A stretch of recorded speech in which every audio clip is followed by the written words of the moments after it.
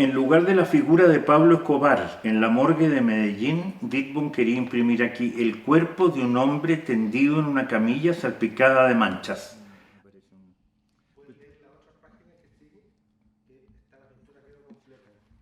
Acabamos de hablar del espacio acá de Kai y de esta idea del pensamiento visual, pero en el 81 hay dos cosas que me interesa que al año siguiente que tú produces que me parecen muy interesantes. Una es autoedición, fallo fotográfico, y la otra es la mancha de aceite en el desierto.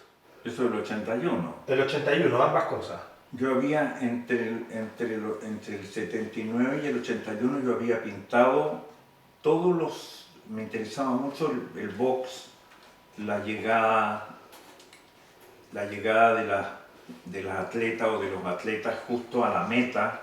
O sea, a mí me interesaba mucho la cuestión del inconsciente óptico, que digamos solo la cámara era capaz de ver el momento, digamos, en que uno u otro tocaba la meta.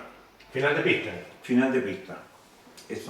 Y este libro, digamos, no este libro, sino final de pista, no, es fallo fotográfico. Lo que pasa es que en el taller de artes visuales organizaron una mesa redonda sobre fotografía. Entonces yo, en vez de llevar una ponencia, llevé 45 libros que yo había hecho, digamos, en 3 semanas. Autoeditados por ti. Autoeditados por mí, con espiral de metal y tapa de cartón y fotocopias adentro. Lo llevé y lo di como mi ponencia, eso.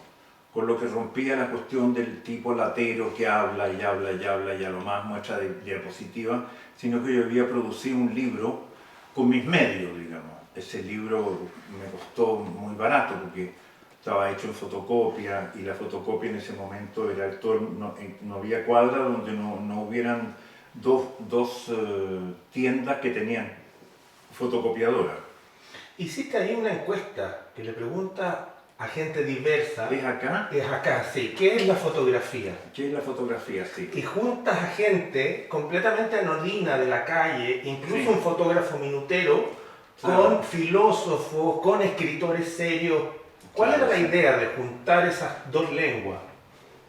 Era la idea de ver qué es lo que era para cada uno de ellos una fotografía. Hay una respuesta que dice que una fotografía es, y lo puso fuera de cuadro, era estar en un tranque que había donde uno podía bañarse, que eso era una fotografía. Está por acá, yo no sé exactamente dónde está. No, hay varios. Aquí dice, ¿qué es una buena fotografía? Una foto en color en el campo. Luis Oros. Entonces estaba la cuestión popular de qué es lo que era la fotografía para una cuestión para un medio popular y qué es lo que era para un medio culto. Esas dos cosas están mezcladas.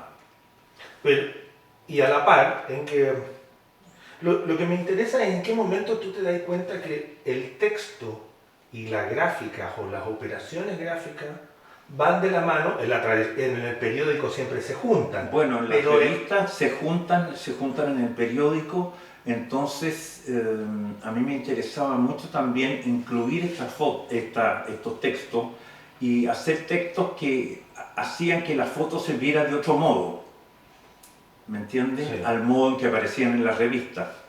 Por lo demás, nosotros hicimos un juego una vez con Kai que consistía en tomar 10 fotografías exactamente iguales y ponerle 10 textos absolutamente distintos, lo que cambiaba el sentido absolutamente de las fotos. Entonces nosotros sabíamos, digamos, que era el texto el que le daba un sentido a la foto. ¿Y tú en esa época tenías vinculación con Joseph Kosuth, con Baldessari, con el arte conceptual americano? No mucho, en realidad. No me interesaba demasiado. ¿Parra te parecía más interesante? Sí, más interesante. Y el quebrantahueso me parecía mucho más interesante, digamos, que Kosuth.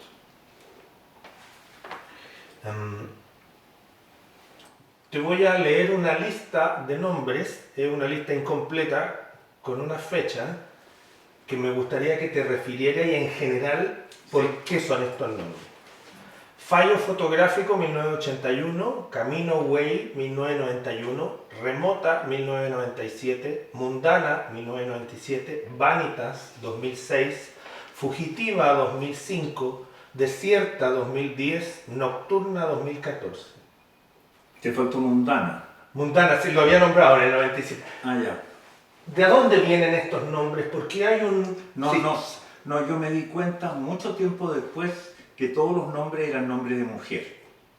Fugitiva, Mundana, Remota, Nocturna, Desierta, eran nombres de mujer. Me di cuenta mucho tiempo después que había terminado el último de los libros. Pero hay, te acabo de nombrar libros que tienen 20 o 30 años de diferencia entre uno y otro y tienen un sistema operativo similar. ¿De dónde viene ese sistema operativo? ¿Por qué un solo nombre? ¿Y por qué tú piensas que si hubieran dos palabras sería mejor? No que sería mejor. Es que se repite en el tiempo una forma de tomar decisiones. Sí, se repite en el tiempo una forma de tomar decisiones. Ahí no tengo nada que decir porque es así. ¿De dónde vienen esas decisiones? Vienen de la revista. Vienen de que hay una imagen que tiene un texto. Y hay imágenes que son iguales que tú les pones textos distintos y pasan a tener un sentido. Hay recuerdo, muy antiguo, no recuerdo qué año, yo creo que a finales de los 90, escribiste un texto sobre la obra de Jackson Pollock. Sí. ¿Qué era lo interesante de Pollock? ¿Por qué tú decides que Jackson Pollock de alguna manera tiene una conexión con tu trabajo? A mí lo que me interesaba de Jackson Pollock era que pintaba en el suelo. Eso es una cosa que, o sea, moverse alrededor de la tela en vez de estar en un punto fijo, me parecía absolutamente decisivo. Eso cuando y también la otra cosa que me parecía decisiva era que el tipo de manchas que el tipo quería no podía hacerlas con óleo, porque el óleo no caía de manera pesada. Entonces lo que el tipo tuvo que hacer es que se interesó en las pinturas con que se pintaban los barcos, los tanques, los buses, la gasolinera, que es una pintura extraordinariamente pesada y extraordinariamente gruesa. Y eso le permitió a él derramar esta pintura y que esta pintura vagara de una manera extraordinariamente lenta. Eso me interesó también mucho. Cuando hiciste la mancha de aceite en el desierto, uno ve a Eugenio Dittborn en una posición muy similar a la que Pollock ocupa. Ocupa, sí. Hay una relación... muy buena... Bueno, si tú hablas de la relación se establece inmediatamente. Ahí yo estaba también derramando en el suelo aceite, y el aceite tiene mucho que ver con el óleo, y el óleo tiene mucho que ver con la pintura. O sea, uno podría entender el derrame de 250 o 300 litros de lubricante quemado en el desierto como una pintura. Se podría entender así también. ¿Y qué era para ti en ese momento? Yo tenía esta idea de que en un paisaje absolutamente desierto, que era el desierto propiamente, interrumpirlo con una mancha. Y era una mancha que era bastante grande, debe haber tenido unos 12 metros por 11. Pero los materiales, la antípoda de los materiales es muy fuerte, o sea, Pero lo más seco... Pero son aceite. Claro, pero lo más viscoso contra lo más seco. O sea, cuando alguien te dice, piensa en lo más seco del mundo, tú dices el desierto. Sí. Y piensa en lo más viscoso, en el petróleo, en el aceite. Sí. Esa antípoda es muy brutal. ¿Pero qué te parece a ti esa antípoda? Me parece una operación radical llena de una emoción que no se ve. Es un poco lo que hablas tú de Lichtenstein en las líneas puras, también, como es un acto neto. Ah, sí. Es como irrefutable, no hay... Sí. Pero, ¿tú eres consciente de eso? ¿O lo hiciste para el video o lo hiciste para...? No, lo que pasa es que nosotros con Carlos Flores nos conseguimos ir en un avión que llevaba la tercera, porque ese avión llevaba la tercera todos los días ¿cómo se llama? A Iquique. Entonces nosotros nos fuimos en ese avión con 20.000 terceras y queríamos filmar a Arturo Godoy. Es decir, teníamos el proyecto de filmar a los 4 boxeadores chilenos que habían peleado títulos mundiales y que habían perdido. Entonces uno de ellos era Arturo Godoy. Y nosotros fuimos y grabamos a Arturo Godoy. Y me acuerdo que dejamos de grabar alrededor de las 12 y yo dije, en este momento, en estas 3 horas, nosotros vamos a ir a una bomba de benzina donde sacan para llenar el estanque de aceite, los tipos tienen que sacar el aceite quemado. Entonces nosotros le pagamos bastante poco a un tipo que vació todo el aceite quemado que tenía en un tonel. Entonces con ese tonel fuimos en una camioneta que teníamos con el tarro enorme lleno de lubricante quemado. Y nos pasó una cosa muy que no teníamos en los libros, que era que fuimos haciendo pequeños derrames y todos los derrames partían directamente al fondo, o sea, no había huella, sino que entraban por el hoyito en el que caían, y esto durante 50 kilómetros, hasta que al cabo de 50 kilómetros encontramos un plano muy grande que rechazaba el aceite, es decir, que el aceite podía quedar en la superficie. Y ahí ya hicimos el derrame.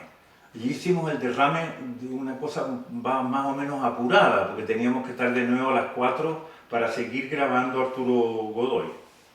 ¿Pensaste en algún momento en el desierto, los detenidos desaparecidos, en la gente tirar los cadáveres? No pensé en eso. No pensé en eso cuando lo hice. Después hay gente que habló de eso y yo me di cuenta de que también podía anexarse. Pero lo que yo hice no tenía que ver con eso. ¿Y cómo miráis ese gesto 40, 50 años después? Es un antes y un después de Ditburg también, creo ahí, ¿no? Claro, porque ahí aparecen ¿cómo se llaman? Los guardianes de la naturaleza. ¿Cómo se llaman? No sé, ¿quiénes son los guardianes? Los guardianes de la naturaleza son los tipos que piensan que un derrame en la naturaleza sí. es una depravación, sí. o una degeneración. Sí. Entonces, cada vez que yo cuento eso, hay gente que dice, pero ¿cómo pudiste hacer esa cosa que liquide el desierto? Y el desierto es un lugar que ya está aniquilado desde el punto de vista de la naturaleza, porque no sale ni una maleza, ¿entiendes? Claro. Es un territorio radical con una operación radical, si se quiere. Claro, exactamente. En todo lo que uno hace no es que haya solo una emoción, sino que también hay un deseo de ver cómo se veía 500 litros de lubricante quemado en un lugar absolutamente blanquizco, amarillento y terroso y seco. Entonces la emoción tiene que ver, claro, con la obra terminada. Eso causa una emoción. Pero yo no supe exactamente lo que estaba haciendo. Yo no sé nunca exactamente lo que estoy haciendo. Entonces no cuento con emociones anteriores a la obra, sino que voy encontrando mis emociones a medida que trabajo. Ni tengo un proyecto, yo no sabía exactamente cómo iba a ser la mancha, qué forma iba a tener. Pero me acuerdo que cuando se produjo el derrame yo tuve que empujar el aceite con la mano. Cosa que fue criticado por los puristas que decían que cómo era posible que yo hubiera metido la mano para extender la mancha. Hay mucha gente que, y te lo pregunto francamente porque yo conociéndonos durante tiempo, hay mucha gente que cree que tu trabajo está vinculado al arte conceptual o que es una obra que parte de una estructura conceptual. Tú no lo lees así, tu trabajo parte desde otros intereses. Parte desde otros intereses, exactamente. ¿Cuáles son los intereses básicos en la obra de Ditburg?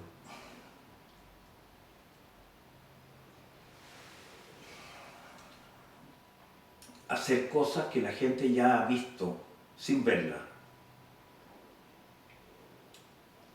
Porque una mancha derramada en el desierto es una cosa que tú has visto de alguna manera, que te has imaginado antes, y que esa imaginación se concreta en el momento donde ven esto. O sea, yo trabajo con cosas que la gente ha visto, o con cosas que la gente no ha visto, pero sin embargo ha mirado y ha visto y que niega, si tú quieres. Ahora todo esto está bañado, como dice él, también atravesado de una cierta emoción, porque ver un derrame, ver un derrame de cualquier cosa arriba de un género, cae aceite o cae vino o cae un pedazo de pastel, se produce inmediatamente un rechazo. O sea, la pulsión ahí es limpiar y sacar y limpiar la mancha. O sea, la mancha es una cosa que no puede ser vista. Claro, hay una cosa ahí que está a propósito en el espacio de acá de Ronald Kay. Hay un capítulo que se llama El cuerpo que mancha, que habla de estas manchas. Claro. Pero, de hecho, las manchas, tal como en el 81 parten, luego ya, cuando empieza la pintura aeropostal, después del 83, es una operación que se va repitiendo, incluso ya ahora que ya ocupa loneta DAC y ocupa tintura, ya esa operación se sigue manifestando 20 o 30 años después. Sí, claro, exactamente. De una manera más reducida, pero siempre estas manchas de aceite o de tintura aparecen como irrupciones, como que irrumpen, digamos, y permanecen ahí, y la gente tiende a sacarlas mentalmente, porque aparecen como accidentes. Y es muy importante que no tengan una forma definida, es decir, que no parezcan ni luna llena, ni un pedazo de sandía, ni un pedazo de zapato, sino que sacarlas de la posibilidad de nombrarlas como parecidas o semejantes a un objeto es uno de los objetivos míos también. Yo quería que las manchas fueran al pie de la letra ellas mismas. Que no fueran otra cosa. Que no fueran otra cosa y ni que parecieran otra cosa. Entonces eso es un trabajo muy arduo. Cuando yo derramaba, que no parecieran lunas llenas, ni berenjenas, ni zapatos, ni oreja, ¿entiendes? Ahora, también hay algo en la tradición de la pintura que se llama matar la tela, ¿no? Que es la tela virgen que se le da un tierra de siena tostada, sí. Tú parece que preparas con estas manchas los soportes. No, yo no los preparo, esas manchas quedan desde el primer momento ahí. Yo trabajo alrededor de la mancha, pero ya no trabajo con manchas ya. No, ahora estamos pintando, ahí vamos a entrar directamente en las pinturas aeropostales.